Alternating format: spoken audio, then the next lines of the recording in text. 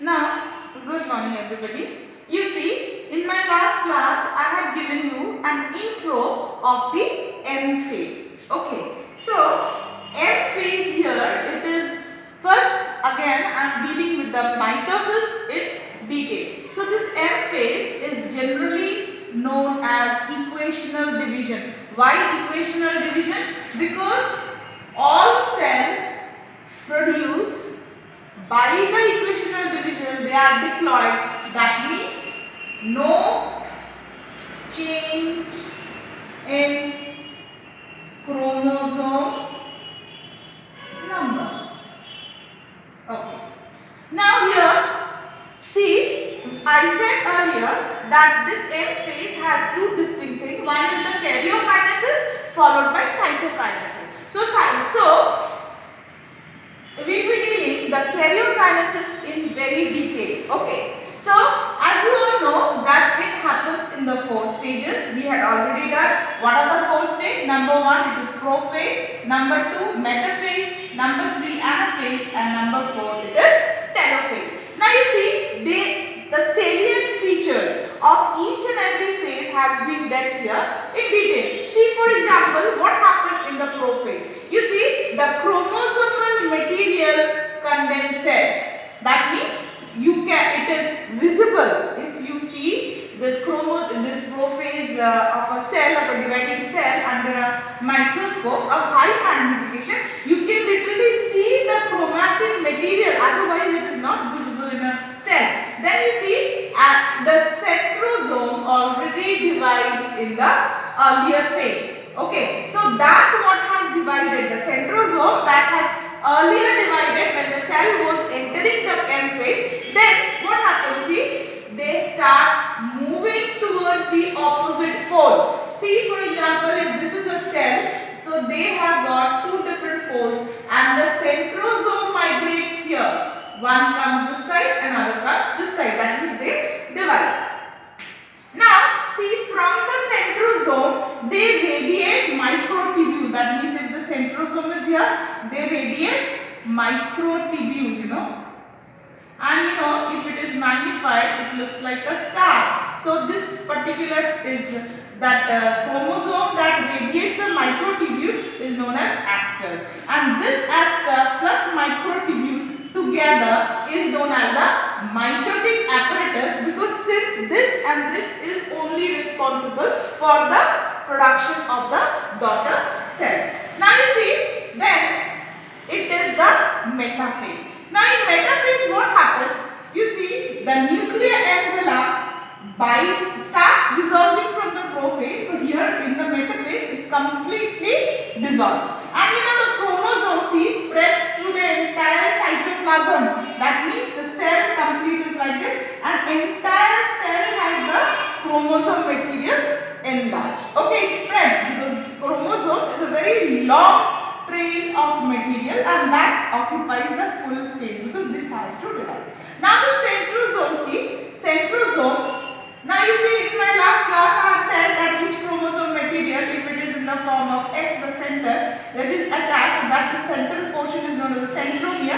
So this centromere has got a point, Centromere gets attached to the spindle fiber through kinetopores. Okay, so kinetopore is within this centromere, so that attaches like a hook to the spindle fiber and the chromosomal movement starts. So this is the first phase in metaphase where the chromosome starts moving to 2 different poles, and they are first arranged at the plane of division. See, in the middle, that is known as a metaphasic plane. So chromosomes get attached to this.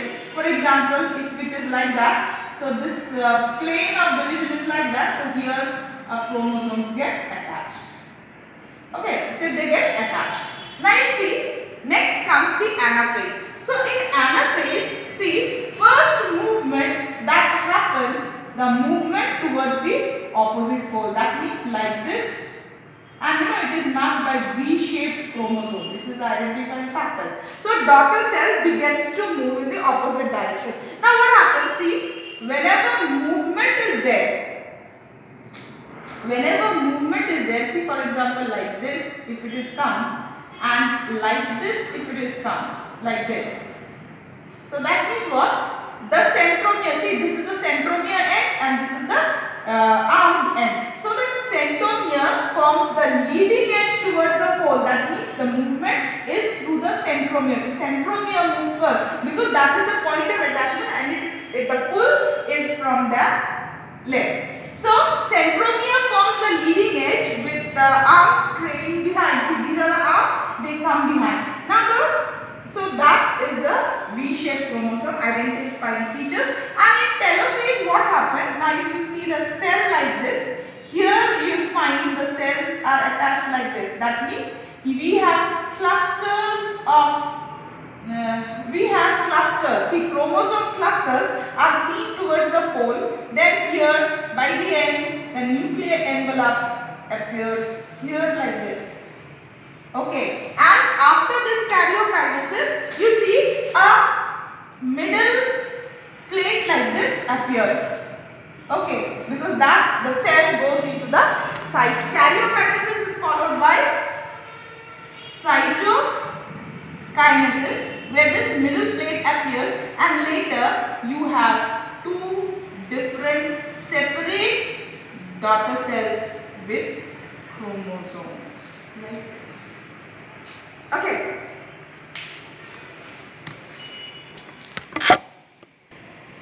Now, if you see here in this diagram, you see it is early prophase. Okay, early prophase, you can see the nuclear envelope is still there. Okay, and then in the second one, you see the nuclear membrane is slightly getting disintegrated. That is the late prophase.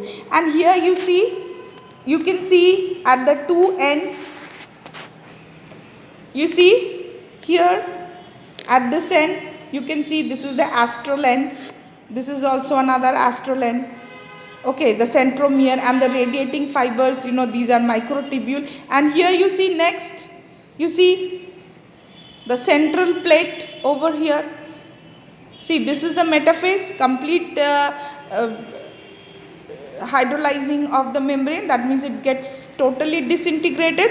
Then you see in the metaphasic plate, they are arranged. You see the mitotic apparatus, the centriole plus the microtubule becomes very active, and this is also called the equator, you know, the central line, and so it is arranged here. Now you see here, see anaphase, you see the movements are there. You see this is the centromeric end, and this is the it leads first, and here this is the arms end. Okay, anaphase, and ultimately it is the telophase. See the nuclear membrane again reappears. Okay, and after telophase you see this is cytokinesis, and two individual daughter cells are seen. Okay, so